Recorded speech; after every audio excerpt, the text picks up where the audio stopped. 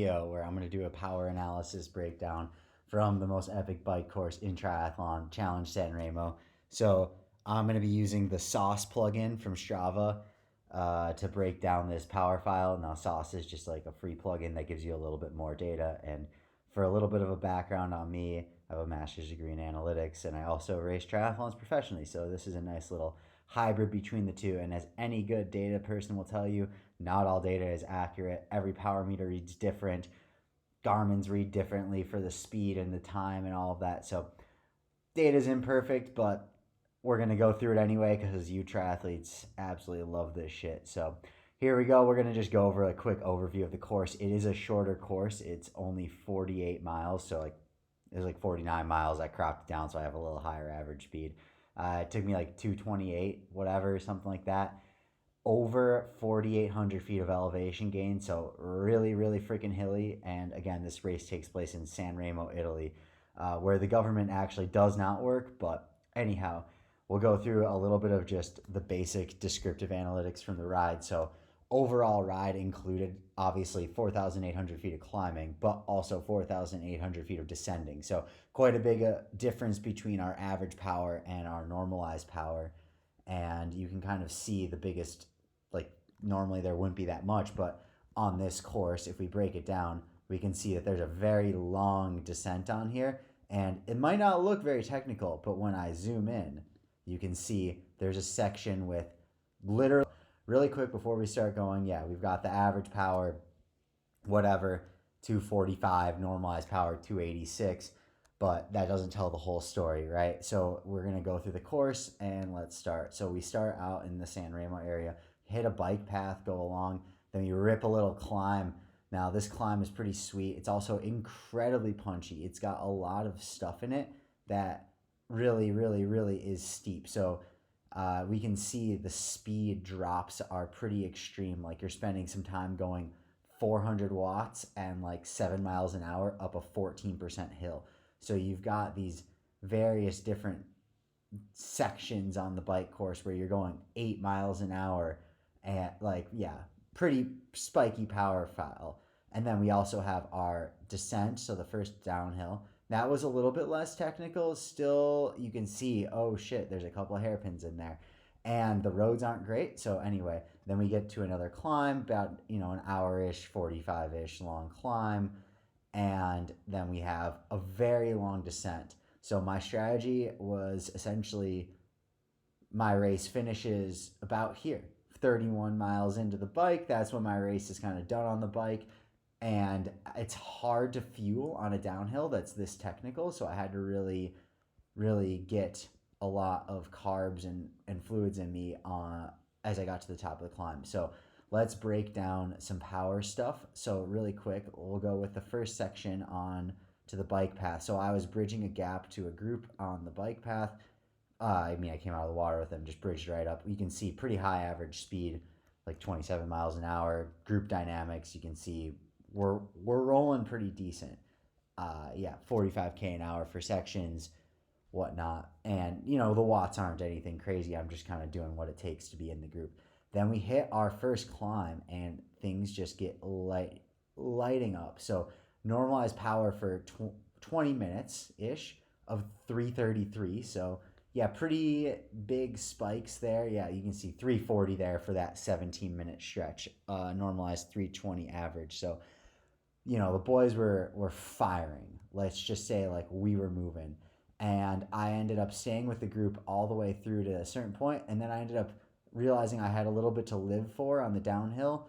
Despite my best efforts to really stick in with the group, they were just really flying, and there are some pretty dangerous sections. And yeah, I just rode it as fast as I felt comfortable, but knew on the next downhill. So I kind of let them do their thing. I lost about 20 seconds on the downhill, and then we hit a little bit of a false flat headwind section up towards our next climb. So this is through the coast, all still held 300 watts for this false flat section, but yeah, it just didn't really, on some days I literally had a tailwind on this and I was going way faster. So you can see like I rode this section faster in training. That's my second fastest time on a section.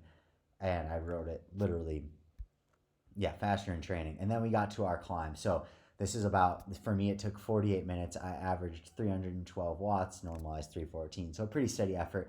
And the bottom part you can see is pretty steep. The level's off for a sec, steepish, gets steeper.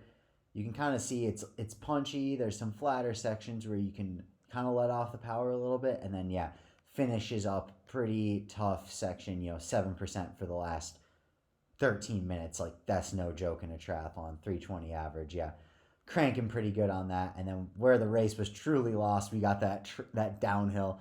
And you'd be like, wow, that's a really unimpressive average speed on a downhill. And I agree with you 100%. I really struggled in this technical section to get into the race rhythm. I also had to pee at the top, so I wasn't really moving very fast on like the faster section potentially. But yeah, this section right there was, I mean, well above my pay grade and well above most people's pay grade. But yeah, I was doing my best. I just kind of got shelled. You can see you're just off and on, off and on, off and on power spike. Uh, decent last part of the downhill, and but yeah, really struggled on the downhill. So that's the power general course breakdown. So let's go through for my race, what really went down. Basically, you can see the first hour 48, I averaged 290 watts, normalized 305 watts, and I think that's honestly pretty good. We can also look at this. We can see up that climb. You can see an hour at that, and then we'll go through some of our zone distribution. Actually, we'll go through a 25 watt distribution because I think this is a good thing. So you can see, spend a lot of time not pedaling on this race, right? Under 200 watts, we'll call it, and we spent 34 minutes under 200 watts. And now let's look at the time we spent. Let's look at over 300 watts, and I had an hour 11 over 300 watts. So that's a pretty big amount of time for me doing that. But again, a lot of it isn't in the aero bars because you're climbing up a hill like that. And we can go through a zone distribution as well. So you can see, wow, there's a lot of time in that zone one, whatever. But you can also see we spent a ton of time. I spent a lot of time in that threshold VO2 max anaerobic capacity stuff, right? So that's what really eats you up for the run. A lot of people don't understand why pros might run a little bit slower, and it's really the amount of time that you're spending above that threshold, above that VO2 max, above that, in those ranges, you're really burning a lot of matches. So if you can ride steady at 280, it might not take that much out of you. But if you're riding a lot of time in this range for me, which is, anytime, let's say above 325 watts, so you have 442 minutes above 325 watts, you're looking at a pretty big loss. So now let's look at how I fared on some of the segments to the goated people, right? So we all know that the most important things are Strava KOMs, and the guys who did really well at the race this year. Let's try to find the segment that is the critical climb, right? We've got the Vigni Preciso, and yeah, let's look at my time and how that compares, right? So Bitados, who won the race last year, literally biked 7 minutes faster than me up that climb. Now, we did have a headwind on it. I will say I would have expected to go a little bit quicker. We did have a headwind for a good amount of it. But, you're still going up a climb that you're gaining 2,800 feet on that climb, right? So it's a pretty steep climb. Wind isn't really that great. John Breivold's a very good bike rider. He put basically 5 minutes into me on that climb. And we can also look at this year. This should show us from the race.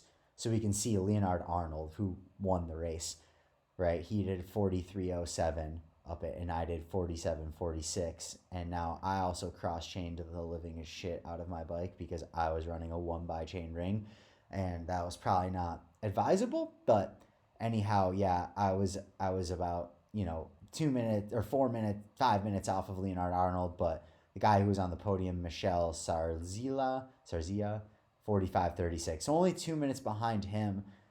Really not a bad climb by any means, but just juiced, my boy juiced, 44:45.